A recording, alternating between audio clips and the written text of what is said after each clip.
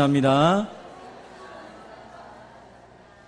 오늘 본문의 말씀을 가지고 악을 선으로 바꾸시는 하나님이라는 제목으로 함께 말씀을 나누겠습니다. 한번 따라해 봅시다. 악을 선으로 바꾸시는 하나님. 우리의 인생은 참 파란만장한 것 같습니다. 매일매일 하루가 어제와 다른 삶을 경험하게 되고 그 모든 순간을 경험하면서 마음에 평강을 누리기를 원하지만 때로 우리의 모든 삶이 근심과 염려 속에 빠지게 됩니다. 성도들을 신방하다 보면 성도들의 답답한 인생의 문제들을 듣게 됩니다. 어떤 분은 당장 내일 먹고 살아가는 것이 힘들어서 고통 가운데 있는 성도가 있는가 하면 어떤 성도는 몸이 불편하고 어떤 성도는 사람들에게 배신을 당하고 특별히 사랑하는 가족들에게 버림받는 여러 가지 모습 속에서 마음 아파하는 성도들을 만나게 됩니다.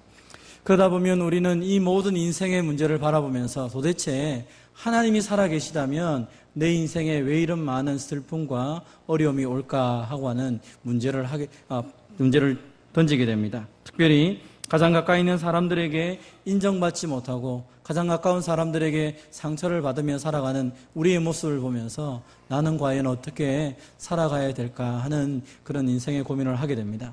성경을 보면 가장 가까운 사랑하는 사람들에게 상처받은 사람들의 이야기가 많이 등장합니다. 그 중에 한 사람이 요셉이라는 사람입니다. 사랑하는 형제들에게 버림당하고 또 내가 충성하였던 그 부모에게 그 주인에게 버림받고 결국 믿었고 신뢰했던 사람들에게 버림받았던 인생을 13년 이상 동안 살아가는 그 젊은이의 모습들을 보면서 우리는 이 젊은이, 이 요셉이 그의 인생의 전환점을 가지게 됐던 모습들을 또한 바라보기를 원합니다. 오늘 본문에 보면 이 요셉이 자신을 향하여 자신을 버렸고 팔았던 그 형제들을 가리켜 말하기를 염려하지 말라. 하나님이 당신들을 사용하여서 나로 하여금 많은 사람들을 살렸다라고 하면 오히려 위로하는 이야기를 보게 됩니다. 어떻게 자기를 향하여 버리고 배반하고 자신에게 상처 준 그 사람들을 향하여서 내가 오히려 위로하는 사람이 될 수 있을까? 오늘 본문의 말씀을 가지고 우리가 함께 살펴보고자 합니다. 이 요셉이 붙잡았던 하나님은 어떤 하나님입니까? 같이 한번 읽어보겠습니다. 하나님은 우리가 겪는 모든 일을 보시며 우리를 보살피십니다.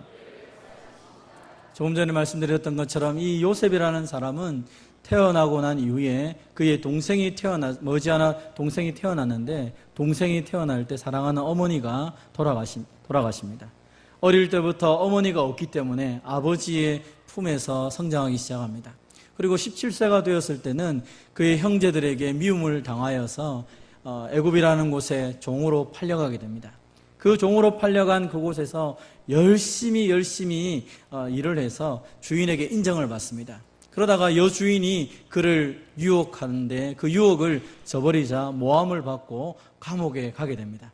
감옥에서 생활하다가 거기서 술 맡은 관원장, 떡 맡은 관원장을 또 이렇게 잘 섬겨서 또 그가 인정을 받게 됩니다. 그러나 그 술 맡은 관원장이 회복되고 난 이후에 요셉을 회복시키겠다는 약속을 하지만 그 약속조차도 그는 잊어버리게 되고 그는 기억 속에서 사라지는 존재가 됩니다. 열심히 살고 최선을 다했고 내가 할 수 있는 그 모든 것을 다 하면서 나는 사람들에게 자비를 베풀고 선을 행하였는데 돌아오는 것이 오히려 내 삶 속에 해를 하는 것이나 또 오히려 나를 마치 버러지처럼 여기며 내 인생 가운데 절망을 주는 사람들을 만날 때 어떻게 해야 되겠습니까? 요셉은 그런 형편에 있었지만 오늘 본문에 그가 고백한 것이 무엇입니까? 당신들은 나를 해하려 했으나 하나님이 그것을 선으로 바꾸셨다라고 고백을 하고 있습니다. 하나님이 그 모든 해하려고 했던 것을 선으로 바꾸셨다라고 그렇게 고백했다는 것입니다. 어쩌면 많은 상처 가운데 있어야 될 이 요셉이 원수각귀에서 매일매일 이를 갈고 그걸 칼을 갈며 그날을 기대하며 마침내 내가 힘이 있을 때 다른 사람을 원수 갚는 그 형태를 취해야 될 요셉이 오히려 위로하며 자신의 인생을 재해석하게 되었던 가장 큰 이유는 무엇입니까? 오늘 성경에 보면 그 요셉의 삶을 가리켜 말하기를 하나님이 요셉과 함께 하심으로 그가 형통한 자가 되었다라고 말합니다. 창세기 39장 이 2절의 말씀은 그가 형들에게 의해서 애굽의 종으로 팔려왔을 때 그때 하나님이 주셨던 말씀입니다. 요셉이 종으로 팔려왔는데 그때 여호와께서 함께 하심으로 형통한 자가 되었다. 종으로 팔려온 신세가 무슨 형통한 자입니까? 형제들에게 배신을 당하고 형제들에게 모욕을 당하고 버림받은 사람이 어떻게 형통한 사람이 됩니까? 그런데 더 놀라운 사실은 그 주인이 이 요셉을 보았을 때 여호와가 함께 계신 것을 바라보면서 여호와께서 그의 범사에 형통하게 하신 것을 보았다라고 말하는 것입니다. 다시 말하면 종으로 팔려와서 그 억울한 10대를 보내는 이 요셉의 얼굴에서 원망과 복수를 하겠다고 하는 그 절망감이 보인 것이 아니라 오히려 그의 얼굴에서 사랑을 보고 하나님의 자비를 보고 그가 섬기는 모든 사역을 통하여서 그의 인생이 복된 것을 보았다는 것입니다. 하는 일마다 다 잘되었다는 것입니다. 심지어 여주인의 오해를 받아서 모함을 받아서 감옥에 간 요셉을 향하여 성경은 또 그려고 합니다. 여호와께서 요셉과 함께 하시고 그에게 인자를 다하사 간수장에게 은혜를 받게 하시매 간수장이 보니까 여호와께서 요셉과 함께 하는 것을 보았다라고 말하고 있습니다. 여러분, 어떻게 감옥에 있는 사람, 그것도 더 선한 일을 하고 유혹을 뿌리쳤던 그 요셉이 오히려 모함을 당했는데, 그리고 억울하게 감옥에 갔는데 어떻게 그의 인생 가운데 속에서 하나님이 함께 하시고 형통한 것들을 사람들에게 보여주는 삶을 살게 됩니까? 우리는 종종 얘기합니다. 사람들이 문제가 있으면 그 사람이 문제가 된 것은 환경 때문이라고. 그래서 아주 비행 청소년이 생기면 그 부모가 문제 부모에게서 문제의 자녀가 태어난다라고 얘기를 합니다. 그러나 요셉은 환경 때문에 그의 인생이 사로잡힌 인생이 아니었습니다. 요셉의 삶 가운데 속에서는 누구 때문에 그의 인생이 망하는 인생이 아니었고 오히려 그 모든 상황 속에서 형통함을 보여주고 주위에 있는 많은 사람들이 요셉을 바라보면서 참 이상하다. 요셉은 참 잘되고 그가 종으로 있든지 감옥에 있든지 그의 인생은 늘 형통한 삶이구나라고 인정을 했다는 것입니다. 그렇다면 어떻게 요셉은 그런 삶을 살았습니까? 여러분, 우리 창세기 37장에 보면 요셉의 삶을 가리켜 말하기를 요셉에게 있는 하나의 별명이 있는데 꿈꾸는 자라는 별명이 있습니다. 그것은 요셉이 막 꿈을 많이 꿔가지고 내가 이런 사람이 될 거야 하고 말했던 그 꿈을 말하는 것이 아닙니다. 창세기에서 구약에서 말하는 꿈이라는 것은 하나님의 계시의 말씀을 말합니다. 하나님께서 그에게 계시의 말씀을 주십니다. 꿈을 통하여 계시의 말씀을 주셨을 때 그 말씀을 붙잡고 그가 살아가기 시작합니다. 그리고 그 말씀을 사람들에게 이야기합니다. 꿈을 얘기했다는 것은 하나님의 말씀을 이야기한 것입니다. 말씀을 이야기할 때 사람들이 들으면서 말이다. 쟤는 꿈밖에 몰라. 하나님 말씀밖에 몰라. 라고 비난을 했다는 것입니다. 살아가면서 하나님 말씀을 붙잡고 살아왔기에 그가 어떤 형편에 있든지 어떤 상황에 있든지 상황이나 환경보다 더 크신 하나님을 믿었기 때문에 그는 오히려 그 모든 상황 속에서 감사하고 기뻐하고 형통한 삶을 살았다라고 성경은 증언을 하고 있는 것입니다. 사랑하는 성도 여러분, 하나님은 우리 인생 가운데 수많은 선택을 할 수 있는 자유의지를 주셨습니다. 그래서 오늘 본문에 나타났던 이 요셉도 형제들을 향하여 분노하고 이를 갈며 살 수 있었습니다. 그러나 하나님의 약속의 말씀을 붙잡고 살았을 때에 그는 그의 인생이 환경의 지배를 받는 것이 아니라 오히려 말씀을 통하여 환경을 재해석하며 살아갔던 것을 보게 됩니다. 여러분, 오늘의 형들은 어떻습니까? 형들은 이 동생을 시기하여서 그와 함께 잘 지낼 수 있었음에도 불구하고 그를 종으로 팔아버리고 심지어는 구덩이에 집어넣어서 죽이려고 하는 모습도 하였습니다. 우리는 수많은 선택을 하며 살아갈 수 있습니다. 여호수아가 말한 것처럼 오늘의 모든 삶 가운데 속에서 하나님을 선택하며 살아갈 수 있습니다. 하나님의 말씀을 붙잡으며 살아갈 수도 있습니다. 또 하나는 내가 보이는 대로 이 환경의 지배를 받으며 살아갈 수도 있습니다. 여러분은 어디에 여러분의 생애를 맡겨두며 살아가겠습니까? 사람들이 내 인생을 움직이도록 사람들에게 내 인생을 내버려 두겠습니까? 환경에 내버려 두면서 내 인생이 이 환경 때문에 나는 아무것도 할 수 없다라고 말씀하겠습니까? 오늘 성경은 우리에게 선택하는 것이 필요한데 그 모든 선택에서 믿음의 선택을 통하여 하나님을 붙잡고 하나님 말씀 가운데서 승리하는 삶을 살아라라고 말씀을 하는 것입니다. 오늘도 주님을 선택하면서 하나님이 내 인생을 주관하시고 다스린다는 것을 믿으시기를 바랍니다. 요셉은 하나님의 인생 가운데 속에서 하나님이 자신의 인생의 최종적인 결과도 주관한다는 것을 믿었습니다. 말씀을 주시고 말씀을 성취하시는 분이 하나님이시기 때문에 자신의 인생의 마지막 결과도 하나님께 맡겼다는 것입니다. 성경에 보면 수많은 인물들은 이 요셉처럼 동일하게 하나님께 자신의 인생을 맡기며 살아갑니다. 우리가 잘 아는 시편 23편에 보면 다윗은 자신의 인생을 돌아보며 여호와는 나의 목자시니 내게 부족함이 없으리로다 라고 고백을 합니다.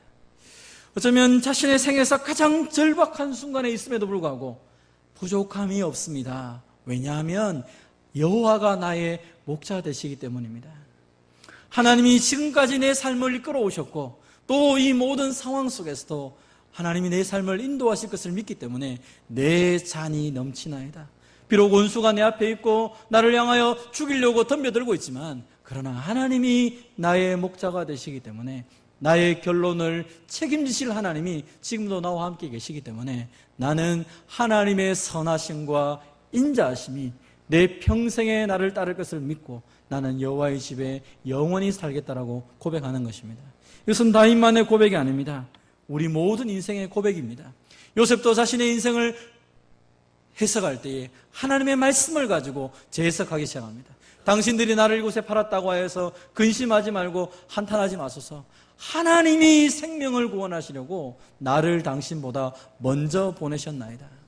요셉은 자신의 인생을 형들 때문에 망하고 환경 때문에 망했다라고 말하지 않습니다. 오히려 하나님이 나를 보내시고 하나님이 나를 인도하시고 하나님이 역사하셨다라고 말을 합니다. 여러분, 요셉의 형편이 이 말을 할 수 있는 형편이 아니라고 말씀드렸습니다.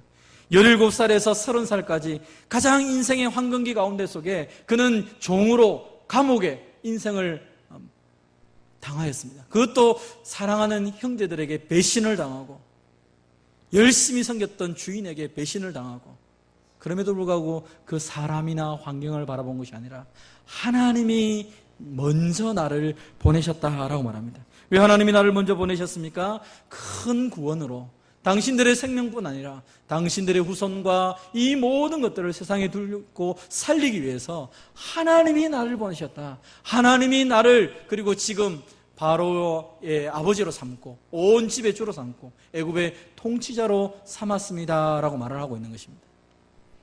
여러분, 우리는 사람이 내 인생을 어떻게 했다고 생각하면 분노하게 되고 내게 힘이 있으면 다른 사람을 밟아주기를 원합니다. 그러나 하나님이 내 인생의 주인이라고 말하면 그 모든 형편들을 다시 하나님의 눈으로 재해석하며 바라보는 것입니다.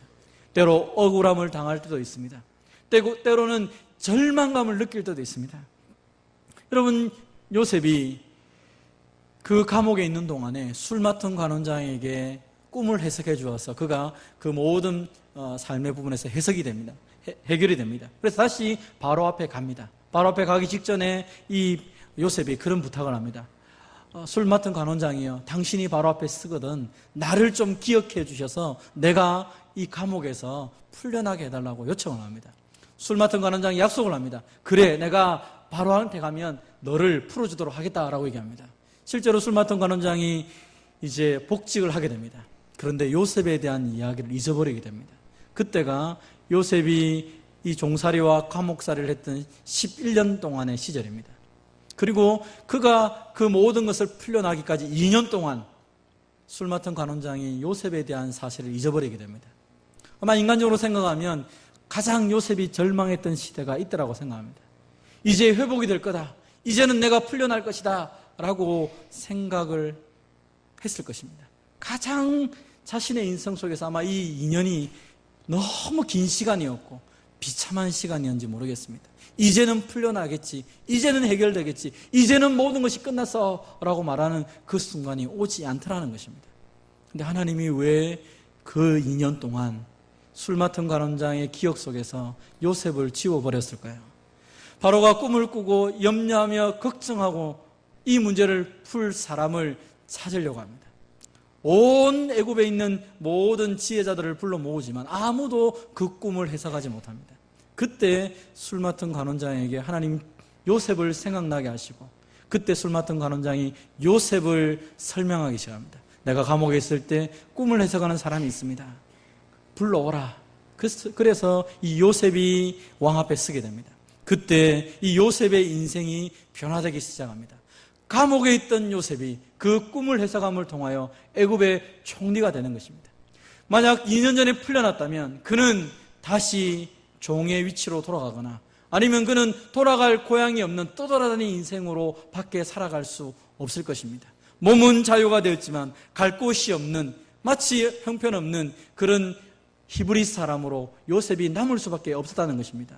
그러나 이 2년을 지나고 난 이후에 그 가장 절망스러운 자리가 그를 총리로 세우는 자리로 하나님이 변화시키고 있다는 것입니다. 사랑하는 성도 여러분, 우리 인생의 결과가 하나님 손에 있음을 믿으시기를 바랍니다. 자기 연민에 빠지지 말라는 것입니다. 오늘 많은 성도들이 자기 연민에 빠져서 살아갑니다.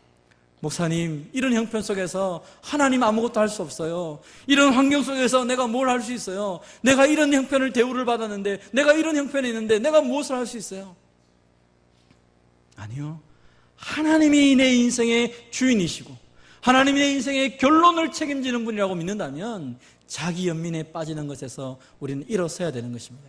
오히려 그 모든 상황을 하나님의 눈을 가지고 말씀을 통하여 있는 그대로 바라보아야 되는 것입니다. 왜 하나님께서 내 인생 가운데 이런 일을 하셨을까? 왜 내 상황 가운데 이런 일이 벌어졌을까? 그리고 그 모든 것들을 하나님께 맡기며 나아가야 되는 것입니다. 오늘날 많은 사람들이 예수님을 믿음에도 불구하고 참된 평화를 누리지 못하고 상황에 급급하며 살아가는 이유가 무엇입니까? 자기 연민에 빠지고 자기 해석을 통하여서 이 삶 가운데 속에서 하나님의 선하신 섭리를 알지 못하고 그 속에서 그냥 눈앞에 보는 그 문제 때문에 스스로 낙심하며 살아가고 있다는 것입니다. 하나님이 살아계시고 하나님이 우리 인생을 주관하시고 하나님이 모든 것을 심판하실 것을 믿으신다면 하나님께 맡기시고 연민이 아니라 오히려 하나님께 맡기심을 통하여 하나님 주시는 평강 가운데 살아가는 저와 여러분 되시기를 바랍니다. 같이 한번 따라해 봅시다. 우리를 향하신 하나님의 계획을 확신해야 합니다. 하나님은 우리 인생을 향한 놀라운 계획을 갖고 계십니다. 그리고 그 모든 것을 합력하여 선을 이루신다라고 분명히 우리에게 말씀하고 있습니다. 그의 뜻대로 부르심을 입은 자들에게는 모든 것이 합력하여 선을 이룬다라고 말합니다. 여기 모든 것에서는 우리가 생각하고 있는 악한 것도 포함되어 있습니다. 나쁜 것도 포함되어 있다는 것입니다. 우리는 생각합니다. 내 인생에서 가장 좋은 길은 이것이야. 이 길로 가야 돼. 무조건 오른쪽으로 가야 돼. 무조건 이렇게 되어야 돼. 라고 생각할 때가 있습니다. 그러나 여러분, 우리가 우리의 자녀들을 보아도 쉽게 생각하지 않습니까? 자녀들이 주장합니다. 아버지, 내가 이 길로 가야 돼요. 이 길이 분명해요. 확신해요. 우리 친구들은 다 이 길로 가요. 그런데 부모들이 볼 때는 어떻습니까? 그거 아니야. 그 길이 아니라 적어도 이렇게 살아야 좀 더 나아. 내가 너보다 살아보니까 이 길이 맞아 라고 말할 때가 있습니다. 하물며 인간인 우리도 우리의 자녀들을 바라보면서 이 길보다는 이 길이 더 좋다라고 말하면서 권면하고 이 길로 가도록 인도할 때가 있습니다. 모든 것을 아시는 하나님께서 우리 인생을 다 아신다는 것이죠. 때로 우리는 말합니다. 나쁜 일을 만나거나 어려움을 당하면 하나님이 나를 버리신 것 같아 라고 말합니다. 그러나 성경은 우리에게 말합니다. 그가 친히 말씀하시기를 내가 결코 너희를 버리지 아니하고 내가 너희를 떠나지 아니하리라 라고 말씀하십니다. 주님이 우리를 버리지도 않으시고 떠나지 않는다는 이 사실을 믿으시기를 바랍니다. 그래서 우리 인생 속에서 어떤 일을 만나든지 간에 하나님이 이 시간 나를 붙잡고 계시구나, 하나님이 내 인생의 주관자가 되시는구나, 그것을 믿을 때에 우리는 오히려 확신하며 감사하며 살아갈 수 있는 것입니다. 여러분, 그래서 하나님의 약속을 신뢰하며 살아가는 것이 우리에게 필요합니다. 같이 한번 로마서 15장 4절 한번 읽어보겠습니다. 시작. 무엇이든지 전에 기록된 바는 우리의 교훈을 위하여 기록된 것이니 우리로 하여금 인내로 또는 성경의 위로로 소망을 가지게 함이니라. 아멘. 전에 기록했던, 이전에 기록됐던 모든 성경 말씀은 도대체 무엇 때문에 기록되냐는 것이죠. 그것은 우리에게 교훈을 주기 위해서인데, 그것은 우리로 하여금 인내하기 위해서라는 것입니다. 우리로 하여금 성령의 위로를 받기 위해서라는 것이죠. 그리고 소망을 가지고 살아가도록 하는 것입니다. 성도들의 많은 형편들, 오늘 나만 당한 것 아니라는 것입니다. 우리는 생각합니다. 나처럼 이렇게 비참한 인생이 어디 있느냐. 근데 성경에는 우리보다 더 비참한 형편에 있던 수많은 사람들이 있다는 것입니다. 오늘 우리가 요셉에 대한 삶에 대한 이야기를 함께 나누었습니다. 도대체 요셉과 나와 무슨 상관이 있습니까? 그것은 요셉의 인생 가운데 역사하시던 하나님이 오늘도 저와 여러분과 함께 한다는 사실입니다. 요셉의 인생을 변화시키시고 그 요셉의 모든 악의 부분을 선으로 바꾸신 하나님이 저와 여러분이 믿는 하나님 아버지라고 오늘 성경은 우리에게 말씀하고 있는 것입니다. 사랑하는 성도 여러분, 하나님이 우리를 사랑하셔서 하나밖에 없는 아들 예수님을 이 땅에 보내셔서 우리가 죄인일 때, 우리가 하나님 앞에 원수되었을 때에 십자가의 죽으심을 통하여 우리의 모든 죄와 저주를 끊어주셨습니다. 우리를 하나님의 자녀로 삼아주시고 우리로 하여금 하나님의 가장 귀한 사람으로 살아가도록 하셨다는 것입니다. 아들을 주시기까지 사랑하신 하나님께서 우리의 인생에 대해서 책임져 주신다라고 성경은 또 한 번 강하게 강조하면서 우리로 하여금 믿음을 가지고 살아가라라고 말씀하는 것입니다. 하나님 말씀을 신뢰하고 나 같은 자를 위해서 예수님 돌아가신 것을 진정으로 믿는다면 환경의 지배를 받거나 사람들의 말 때문에 넘어지는 어리석은 자가 아니라 오히려 이 말씀 속에 든든히 서가는 저와 여러분 되시기를 바랍니다. 하나님은 또한 우리가 연약함을 아시기에 우리를 위해서 하나님의 사람들, 하나님의 교회를 선물로 주셨습니다. 어떤 사람도 혼자 설 수 있는 사람은 아무도 없는 것입니다. 내가 능력이 많고 나 혼자 잘났기 때문에 나 혼자 뭔가를 할 수 있습니다. 그런 사람 아무도 없습니다. 심지어 성경에서 능력의 사람이었던 엘리야도 말하기 무엇입니까?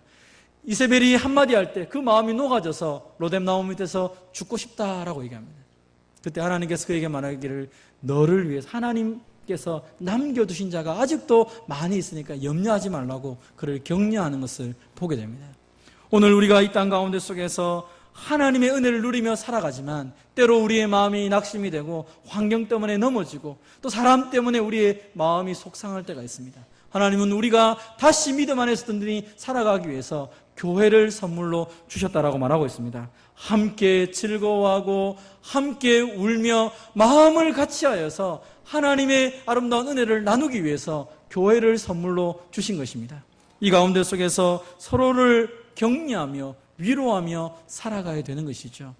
하나님은 자신의 별명을 위로의 하나님이다라고 말합니다. 내가 위로의 하나님으로 너희 가운데 있는데 이제 너희가 교회 공동체를 통하여서 서로 위로하고 연약한 자들, 환난 중에 있는 자들을 위로하며 격려하며 그들을 세워줘라라고 말하는 것입니다. 하나님의 사랑을 많이 받으셨습니까? 그렇다면 하나님의 그 사랑을 연약한 자들에게 나누어 주며 함께 울고 함께 웃는 저와 여러분이 되시기를 바랍니다. 이 땅을 돌아보면 여전히 불공평한 일들이 많습니다. 여전히 내 마음에 답답한 일들이 많습니다. 그러나 결론으로 우리가 기억할 게 무엇입니까? 하나님이 마지막 날에 그 모든 것을 심판하시고 다 갚아주신다는 것입니다.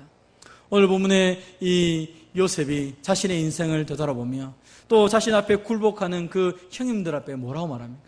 형님들이 목숨을 부지하기 위해서 우리가 당신의 종입니다 라고 말할 때 요셉이 눈물을 줄줄 흘리며 말합니다. 내가 하나님을 대신할 수 있습니까? 하나님이 이렇게 하셨는데, 하나님이 내 인생을 이렇게 인도하셨는데 내가 어떻게 하나님을 대신하여서 형들을 심판할 수 있습니까? 형들을 위로하면서 내가 당신들과 당신들의 자녀들을 책임지겠습니다. 그들을 위로하며 격려하는 것이 이 창세기 50장의 마지막 결론으로 나가고 있습니다. 사랑하는 성도 여러분, 이 땅 가운데 살아가며 우리가 갚아주고 싶은 원수들이 있을 수도 있습니다. 우리 인생 가운데 속에서 이 문제는 꼭 짚고 넘어가야겠다고 생각하는 것들이 있을 수 있습니다. 그러나 하나님이 갚으시겠다라고 말합니다. 너희가 원수 가운데 갚는 것 때문에 너희 인생이 괴로움 가운데 살아가는 것이 아니라 그것을 나에게 맡겨라 라고 말합니다. 왜 하나님께서 우리로 하여금 원수 갚는 일에 집중하지 못하도록 말하고 있습니까? 여러분, 내가 원수를 갚기 위해서 분노하며 살아가 보십시오. 혹시 여러분 어떤 사람에 대해서 분노하며 살아가 보신 적이 있습니까? 그러면 그 순간에 하나님이 주시는 은혜를 아무것도 누리지 못합니다. 2018년도 6월 10일 11시 48분은 지금 한 번밖에 없지 않습니까? 근데 이 마음속에 분노로 꽉 차 있다면, 원망으로 꽉 차 있다면 하나님이 오늘 우리에게 주시고자 하시는 은혜를 아무것도 누리지 못하고 살아가는 것입니다. 내 인생에 대한 그 패배감, 내 삶에 대한 그 원망, 누구 때문에, 무엇 때문에 내 인생이 이렇게 되었다. 오늘 성경은 그게 아니라 하나님이 내 인생을 책임져 주시고 하나님이 나를 통하여 역사하시고 하나님의 은혜가 우리를 통하여 세상 가운데 흘러가야 됨에 대해서 여전히 말씀을 하고 있는 것입니다. 우리가 사람이기에 실수하고 연약한 부분이 많습니다. 그러나 사랑하는 성도 여러분, 내가 매 순간순간마다 하나님의 약속의 말씀을 선택하고 하나님 앞에 내 인생의 문제를 맡기면서 하나님을 신뢰하며 살아갈 때에 우리를 통하여 세상이 위로받고 세상이 힘을 얻게 될 것입니다. 오늘도 저와 여러분이 세상을 위로하는 참된 위로자가 되기를 주님의 이름으로 축원드립니다.